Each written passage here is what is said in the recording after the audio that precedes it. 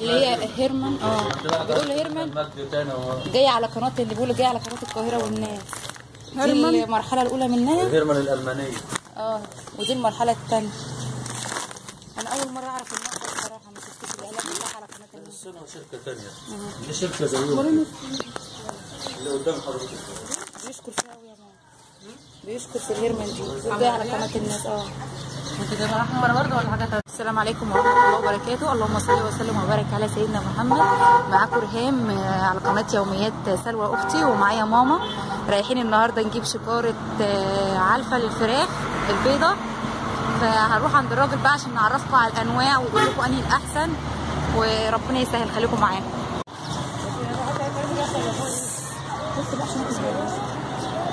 يلا بقى يا ماما، ده معرض الأمانة، ده معرض بيطري يا ماما. ده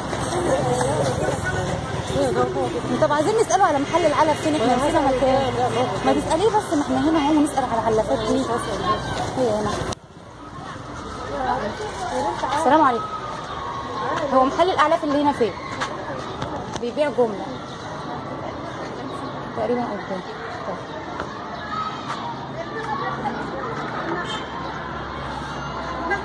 دي عامله كام العلافه دي؟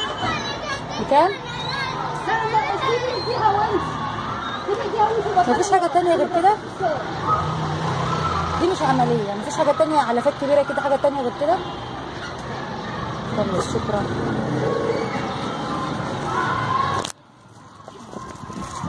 احنا لمحل الاعلاف اسمه الليبياني، هو اسمه عماد الليبياني ومسمين المحل الليبياني. خليكم معانا بقى اما نخش نسالهم على العلف.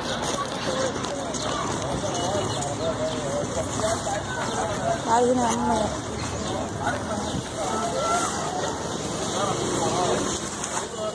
السلام عليكم. المحل الثاني. شكرا. تعالى يا كريم.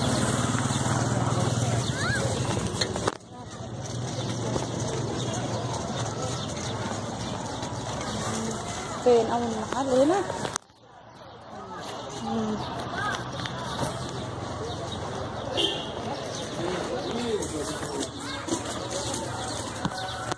السلام عليكم.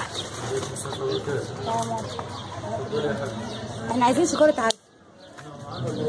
لا احسن نوع ايه؟ عايزاه طول عمرها كام يوم؟ ده انا عندي فراخ بيضة هتاكل الخشنة بقى. انت شاطر ان انا كنت بتقول له اسمه ايه؟ هو لازم نفس النوع؟ عادي لو فاكر احسن، ما انتش فاكر بتحط خل في النار خلاص. ما تدخلش حاجه نظيفه يعني. احلى حاجه ايه؟ احسن حاجة ايه بس قول لي على النوع. على الصيني بقى. لا انا مش عايزة الصيني، ده كله قال الصيني وحش. ايه؟ كله بيشرب في القاهره. بدل القاهرة. احسن نوع ايه؟ للفراخ بتيجي عليه.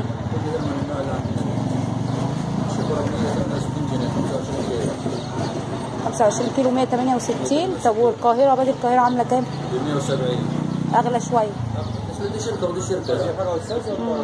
البوابة فيها بكام بقى؟ 7 وايه؟ واحدة ب 176 وواحدة ب 170. 6 جنيه و80 قرش. واخد 6 جنيه و80 قرش هي القاهرة. هي القاهرة. طب هي مثلا بالهم قد ايه عندك؟ هم عدوا الاسبوعين هياكلوا خشنة بقى. انا لسه هكمل لهم عندي النعمة قربوا يقفلوا الاسبوعين. عايزة بقى للخشنة بقى المرحلة اللي بعدها. شوفي على الله، خدي القاهرة زي ما انت عايزة وحط له معلقتين خل في المية. طيب بتفرق ايه يعني لو انا خدنا من دي او من دي؟ لا الافضل ان انت تعملي نفس النوع عشان الطور ما تتعبش ولا كده. انت بتحط خل او مضاد سموم ودكتور. طب لو انا بربي بقى من اول ولسه جايباهم كتاكيت، ابدا انهي نوع يبقى افضل ليهم؟ العلاقه الحمراء هيرمان. طب تعالى ماما نشوف. السلام عليكم. دي اللي كانت بتيجي برنامج الجدعان اللي على قناه القاهره والناس. هي دي اخشن حاجه فيها كده؟ لا ديت عمرها لحد 20 يوم. الخشنه بتاعتها اللي هي المرحله الثانيه اهي. كله زي بعض، وفيه الصين وفيه المرء. اللي انتوا عايزينه. دي في القاهره؟ ديت هيرمان اللي بقول لحضرتك تاخديها اللي هي المرحله الثانيه دي.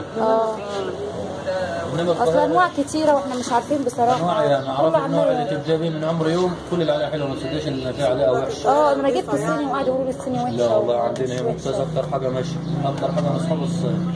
بس انت تبدا بالنعمه تاخد الخشنه بتاعتها. هي معروفه كده، دي لحد 20 يوم، الخشنه بعد ال 20 يوم لحد ما بتذبح.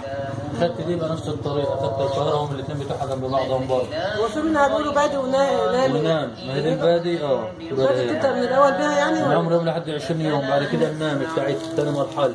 نام هي كلمه نام. كل الشركات نفس الطريقه. هناخد ايه؟ خليك في دي بقى، شوف دي هي هيرمان، ده عايز القاهره موجوده اهي. ناخد ايه؟ القاهرة بكام؟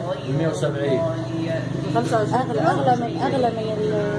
لا خلينا في القاهرة. بيقولوا القاهرة مغشوشة فيها أنواع منها. الواحد بيربي عندنا. انا شغال مثلا في 4 انواع وانت جاي تسالي نوع مش عندي، لازم انا ادم فيه. لا مش هديم، بس واحد بيربي يعني فاتح مزرعة، فبقول القاهرة ديت الفراخ بتيجي عليها. خليك عليها. لا مفيش حد بيجيب القاهرة هنا الحمد لله الا الحاج عماد في النوف يعني. ما تقلقش يعني. وبعدين الشكرة بقى عليها الكارتة بتاعتها وعليها تاريخ الانتاج بتاعها. يعني مفيش منها مغشوش، هي نوع واحد. لا نوع واحد ولا حد ياخدها ويضربها هو بقى بره المصنع. في محل كده ويقلبها زي، انما في المصنع نفسه مفيش غش ولا مفيش غش في المصنع. لا ازاي بقى، ده سمعة مصنع يعني. طب وال 25 عامله كام؟ ال 50 كيلو عامله كام؟ 340 اضربه في 2 بقى. 340 ان شاء الله. 340 هي نفس الطريقة. نفس الطريقة. هات لنا واحدة بقى، هات لنا واحدة 25 خلاص هاخد تاني. بقت القاهرة. ماشي حاضر، ما تنساش تخلي بقى مضاد سموم في المية. طيب ماشي عشان التغيير بس. طيب خلاص. وبعد كده لما اجيب لك كتكوت عمر يوم اعرف انت بادئ بايه. هاجي لك بقى اما اجيب عمر يوم هاجي لك بقى اخد مع الدكتور الحمراء ان شاء الله. طيب خلاص ماشي. هتعوزي دي ولا هتعوزي كده يا حبايبي بقى جبنا شكارة العلفة ووصلنا بيها الشقة. زي ما انتم شايفين احنا جبنا بادي القاهرة. دي الشكارة بتاعتها مكتوب عليها ايه؟ سوبر نامي تسمين، 100% علف نباتي، 21% بروتين، وهي 25 كيلو. وزي ما انتوا سمعتوا معانا بالفيديو اللي قبل كده ان الراجل اللي بنجيبنا من عنده العلف قال يا جماعه العلف اللي انتوا تستخدمتوه في الاول من اول خالص تكملوا بيه لحد النهايه لحد ما تذبحوا. وسالناه على العلف الصيني بما ان الناس كلها قعدت تدم فيه وكل الناس بتقول عليها مش كويسه، فاحنا عرفنا منه بقى ان الاصل انك تجيب الشكاره مقفوله كده متبرشمه برشام الشركه، برشام المصنع بتاعها، ده افضل نوع. خلاف كده بيقول في ناس يعني بتاخد الشكاره من المصنع وتغشها، بيقلبوا انواع تانية على بعض او بيحطوا نوع في شكاره تانية، يعني في ناس بتغش. فاهم حاجه في العلفه ان احنا نجيبها من مكان مضمون، حد بنثق فيه، حد بنثق في امانته. وكل لو هنجيب شكاره نجيبها من برشمه كده من الايه، من حد يعني بنكون بنثق في المصنع نفسه. بصوا البرشام بقى بتاع